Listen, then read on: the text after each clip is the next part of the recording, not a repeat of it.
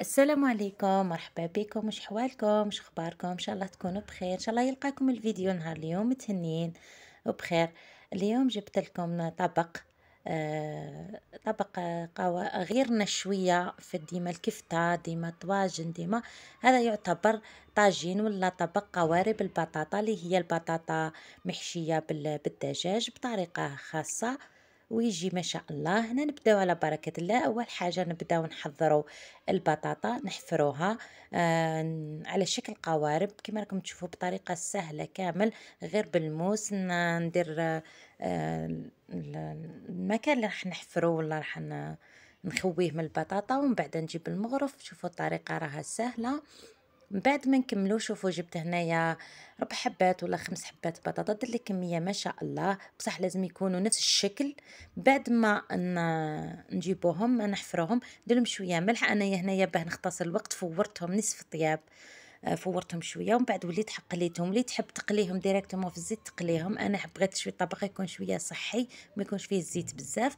هنا لازم نحمرهم باه يعطي الوجه نتاعها كاحمرار هكا، يجي بنين ومام طون تجي شابه مليحه تبان مليحه في الطبق.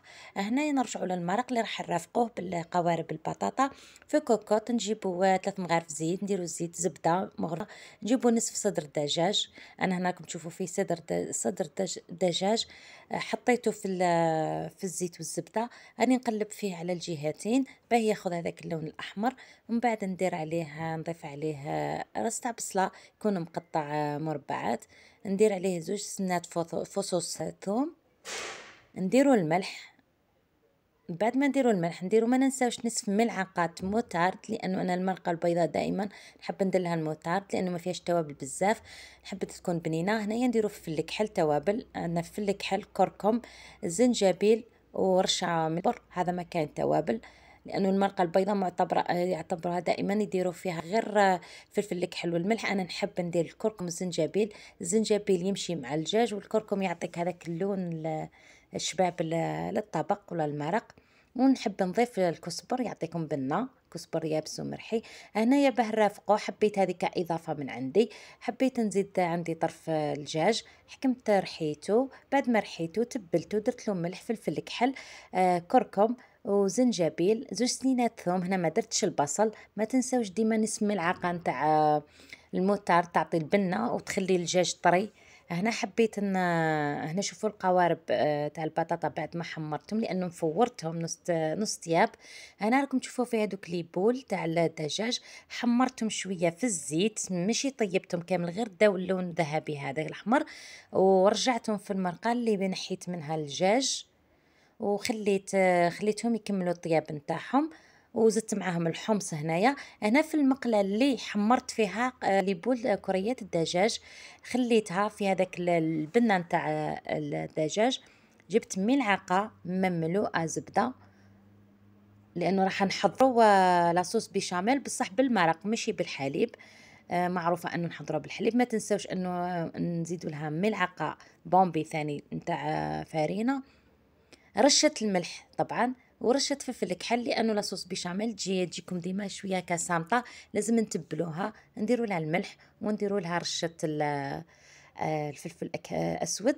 وهنايا ما تنساوش على راس المغرف برك نصف ملعقة صغيرة موتار، تعطيكم البنة وتعطيكم اللون داك الأصفر، وما تجيش لاصوص بيشاميل تاعنا صامتة. نزيدو ملعقة مملوءة، هذه إضافة من عندي أنا تاع فرماج. نخلطو كلش ونحمصو هذيك الزبدة والفرينة مليح، ونضيفو لها مرق، ملعقة إلى 2 ملاعق تاع مرق. لازم تجي هذه لاصوص بيشاميل تجي خاثرة. حنا نعرفوا انه نزيدوا لها الحليب كي نديروها في لي كغاتا ولا في الاطباق تاعنا. هنا لا، انايا زدت لها المرق، غيرت فيها شويه وجاتني بنينه، لانه المطاعم اغلبيه المطاعم يخدموا يحضروها. شوفوا كيفاه جات هنايا ليس وجات وتجي بنينه وتجي عندها واحد اللون اصفر هكا، تجي بنينه مش كيما ديروها بالحليب، لانه انايا شفتها في المطاعم يديروها بالمرق. هنايا نصف صدر دجاج اللي طيبناه في المرقة هذيك، بعد ما صفيناها ونحينا الدجاج حكمت فتتو هنايا فتي خلاص. واللي تقدر ديرو في الاشوا ترحي انا نحبو يكون هكا مفتت. درت له ملعقة مملوءة نتاع فرماج جبن طري. ودرت من مغرف لزوج مغارف حسب الدجاج من لاصوص بيشاميل اللي خدمناها بالصلصة تاع المرق بالمرق. هنايا بعد ما لمينا هذاك الدجاج اللي حنحشيو في قوارب البطاطا بقات لي كمية، حبيت نكلاصي بها الكوريات باه من بعد كي نقدمهم لانهم هنا صاي طابو نحيتهم من المرق بردوا، حطيتهم في هذيك المقله اللي بقات لي فيها كميه من لاصوص بيشاميل. هذه فكره من عندي انا، تقدروا ما ديروهاش تستغناو عليها. بعد كي تحطهم في الطبق يجيو هكا مغلفين شغل مكلاسين. هنايا راح نرجع نجيب لكم القوارب البطاطا كيفاه بعد ما قليناهم وحمرناهم، نجيبو نحشيهم بهذيك الحشوه اللي ماهيش مكلفه خلاص وسهله. دجاج طيبناه في صوص بلانش، فتتناه، بعد ما فتتناه ما نزيدولوش التوابل لانه طايب في التوابل، درنا له غير ملعقه مملوءه جبن طري، ودرنا له 2 ملاعق من لاصوص بيشاميل اللي خدمناها بالمرق الابيض. هنا نكملو نحشيوهم كامل بطريقة سهلة. ما تنساوش هنايا راني نسيت كي كنا نحفرو في البطاطا لازم تنحيو لها من تحت هكا بالموس باه ديروا لها القاعدة كي تحطي الحبة ما تقعد لكمش تتحرك. هنايا راح نحضرو نقدموه في بلا ندخلوه للكوشة. هنا جبت بلا زجاجي، حطيت فيه 2 ملاعق مرق اللي حضرناها، ونحطوا البطاطا قوارب البطاطا. هنايا هذه الحبه نسيت ما درتلهاش القاعده، ما نحيتلهاش بالموس من تحت كي كنت نحفر فيها، شوف كيفاه تتحرك، بصح الحبات الاخرين يقعدوا كيما حطيهم كيما يبقاو. هنايا ما تنساوش انه بعد ما نعمروهم نحطوهم نجيبوا كريمه من هذيك لاصوص بيشاميل، انا نقولها الكريمه تجي بنينه، ما تنساوش تجربوها لانها تجي بنينه صح تجي بنينه، وتزيد بنه لهذاك الدجاج. هنايا نغطي فيه غير ملعقه ما قيس ما تتغطى فقط هذيك الحشوه نتاع الدجاج. هنا راني نغطي فيها بالكريمه هذه لاصوص بيشاميل، راني نغطي فيها.